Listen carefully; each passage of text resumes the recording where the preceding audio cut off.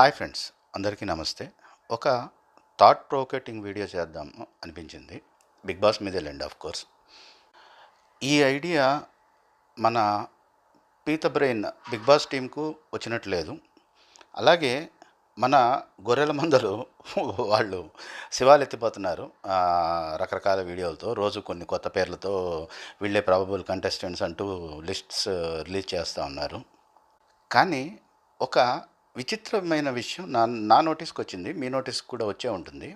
ఈసారి వీళ్ళు చెప్తున్న పేర్లలో ఎక్కడ న్యూస్ యాంకర్ కేటగిరీలో ఎవరి పేరు చెప్పడం లేదు ఎవరు. ఎందుకంటారు? ఎందుకంటే వాళ్ళు గొర్రెలు కాబట్టి. ఒక గొర్రె ఏ రూట్లో వెళ్ళిపోతే మిగతా గొర్రెలన్నీ దాని వెనకాల వెళ్ళిపోతాయి అంతే. ఒక గొర్రె ఏదో కొన్ని పేర్లు చెప్పింది, మిగతా గొర్రెలన్నీ ఆ పేర్లకే 2-3 పేర్లు జోడించుకుంటూ వెళ్ళిపోతున్నారు తప్ప, ఫస్ట్ గొర్రె ఒకవేళ న్యూస్ యాంకర్ కేటగిరీని చెప్పి ఉంటే వీళ్ళు కూడా ఏదో ఒక పేరు, వేరేది పేరు, కొత్త పేరుతో ఇంకో రకమైన లిస్ట్ తయారు చేయడానికి ప్రయత్నించేవాళ్ళు. కానీ ఫస్ట్ గొర్రె న్యూస్ యాంకర్ కేటగిరీని మెన్షన్ చేయలేదు. మన గొర్రెల స్పెక్ట్రమ్ చాలా తక్కువ ఉంటుంది కాబట్టి వాళ్ళు ఆటోమేటిక్గా ఆ గొర్రె వెనకాల వెళ్ళిపోతున్నారు. మరి నువ్వెందుకు ఇప్పుడు వీడియో చేస్తున్నావంటే, ఒక న్యూస్ యాంకర్ను బిగ్ బాస్ సీజన్ 8కు తెచ్చి ఉంటే మాత్రం మోత మోగిపోయేది అని నాకు అనిపించింది.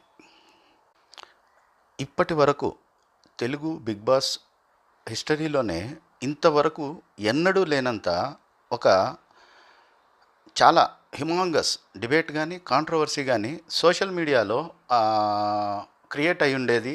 ఒక భయంకరమైన, అద్భుతమైన ఒక బజ్ను బిగ్ బాస్ మిస్ చేసుకుంటూ ఉందేమో అనిపించింది నాకు. సరే, పాయింట్కి రా ఎంతసేపు సుత్తి అంటారా?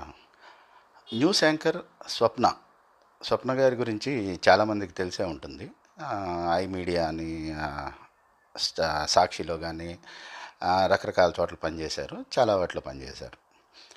అదేంటి, స్వప్న గారు అంత కాంట్రవర్షియల్ క్యాండిడేట్ కాదు కదా, ఆమె వస్తే కాంట్రవర్సీ ఏ రకంగా ఇగ్నైట్ అవుతుంది సోషల్ మీడియాలో? అవును, స్వప్న గారు చాలా ఇంటెలిజెంట్, ఒక రకంగా చెప్పాలంటే బ్యూటీ విత్ బ్రెయిన్స్ అని చెప్పచ్చు.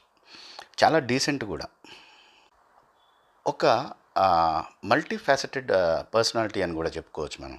ఆమెకు మ్యూజిక్లో ప్రవేశం ఉంది, జర్నలిజంలో ప్రవేశం ఉంది, యాక్టింగ్లో ప్రవేశం ఉంది. ఇలా ఒక వర్సటైల్ కెరియర్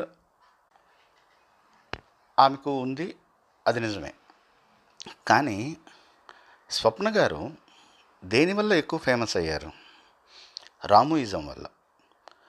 రామోయిజం అంటే ఆర్జీవి గారితో ఆమె చేసే ఇంటర్వ్యూస్ వల్ల ఎక్కువగా ఫేమస్ అయ్యారు. ఆర్జీవి ఎవరికి ఆపోజిట్? మొన్న లాస్ట్ టైం మనకు ఏపీలో జరిగిన ఎలక్షన్స్లో ఆర్జీవి ఎవరికి ఆపోజిట్గా ప్రాపగండా చేశారు? ఒక మూవీ తీశారు, రకరకాల ఇంటర్వ్యూస్ ఇచ్చారు.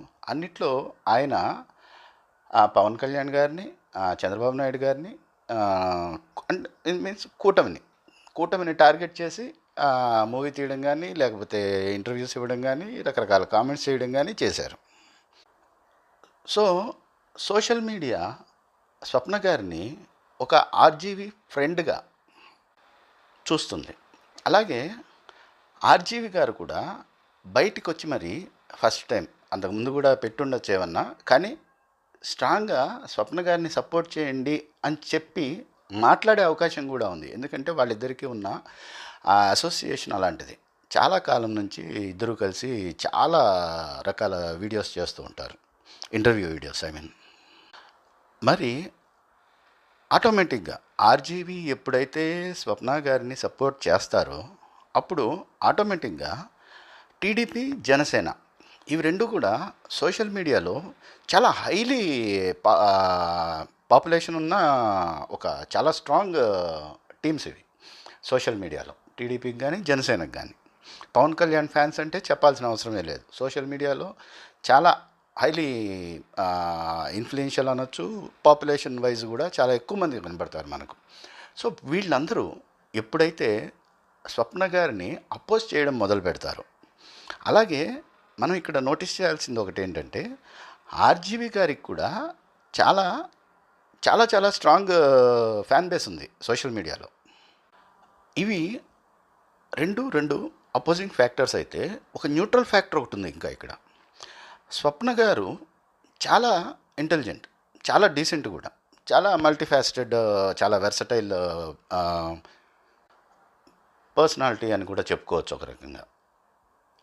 ఆమె ఆటోమేటిక్గా తనకంటూ ఒక చాలా స్ట్రాంగ్ ఫ్యాన్ బేస్ను క్రియేట్ చేసుకోగలరు బిగ్ బాస్లోకి వెళ్ళాక.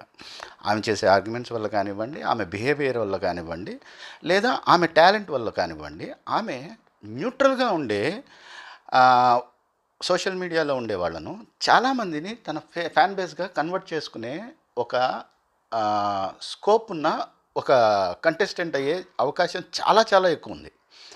సో ఇప్పుడు ఇక్కడ ఏమవుతుందంటే రెండు ఫోర్సులు ఒకళ్ళనొకళ్ళు ఆపోజిట్గా చాలా బలంగా లాగడం మొదలవుతుంది. కూటమిని ఫాలో అయ్యేవాళ్ళు, అలాగే ఆర్జీవీని ఫాలో అయ్యేవాళ్ళు. ఆటోమేటిక్గా అప్పుడు ఆమెకున్న టాలెంట్ వల్ల ఒక సింపతి అనేది క్రియేట్ అవుతుంది న్యూట్రల్గా ఉన్న వాళ్ళల్లో. వీళ్ళు కూడా ఆమెకు సపోర్ట్గా గళమెత్తే అవకాశం ఉంది. అప్పుడు సోషల్ మీడియాలో ఒక కాంట్రవర్సీ అనేది ఇగ్నైట్ అవుతుంది. ఇగ్నైట్ అవడమే కాదు, అది రాను రాను కార్చిచ్చుగా దావాన్లంగా కూడా మారిపోయే అవకాశం ఉంది సోషల్ మీడియాలో. ఎప్పుడైతే ఇది జరుగుతుందో, బిగ్ బాస్కి అదే కదా అలవాటు, మంట పెట్టి చలి కాల్చుకోవడమే కదా అలవాటు ఆయనకు. సో ఈ మంటలోంచి టీఆర్పీని వెతుక్కునే అవకాశం ఉంది బిగ్ బాస్కు. అయితే బిగ్ బాస్ ఈసారి బస్సు మిస్ అయినట్టే కనబడతా ఉంది. ఎందుకంటే సోషల్ మీడియాలో వినపడుతున్న పేర్లలో న్యూస్ యాంకర్ కేటగిరీ ఇంతవరకు వినలేదు. అలాగే స్వప్న గారిని ఏ రకంగానూ కన్సిడర్ చేస్తున్న అవకాశం కూడా నాకైతే కనపడలేదు ఇంతవరకు. So better luck Bigg Boss. ఎందుకంటే ఈసారి ఈ ఛాన్స్ మిస్ అయితే నెక్స్ట్ టైంకు ఇంత కాంట్రవర్సీ ఉండకపోవచ్చు నెక్స్ట్ ఇయర్కు. ఎందుకంటే ఈ మధ్య ఆర్జీవీ వాళ్ళందరినీ అపోజ్ చేస్తూ రకరకాల సినిమాలు, వీడియోలు ఇవన్నీ చేయడం వల్ల ఇప్పుడున్న హీట్ ఏదైతే ఉంటుందో అది చాలా ఈజీగా ఇగ్నైట్ అవుతుంది. కానీ ఒక 1 ఇయర్ తర్వాత అది చల్లబడిపోతుంది. అప్పుడు ఇంతగా ఇగ్నైట్ అయ్యే అవకాశం ఉండకపోవచ్చు. మరి మీరేమంటారు? బిగ్ బాస్ ఈసారి బస్సు మిస్ అయినట్టేనా? సరే, ఇంతకీ ఈసారి రివ్యూలు ఏమన్నా చెప్పే అవకాశం ఉందా అంటే, నిజం చెప్పాలంటే మిమ్మల్ని అందరినీ ఈ రకంగా మళ్ళీ కలుసుకోవడం చాలా సంతోషంగా ఉంది. ఈసారి రివ్యూలు చూద్దాం వీలైతే చెప్పడానికి. ఒకవేళ నాకు మనసు అంగీకరిస్తే రివ్యూలు చెప్పడానికి ట్రై చేస్తాను.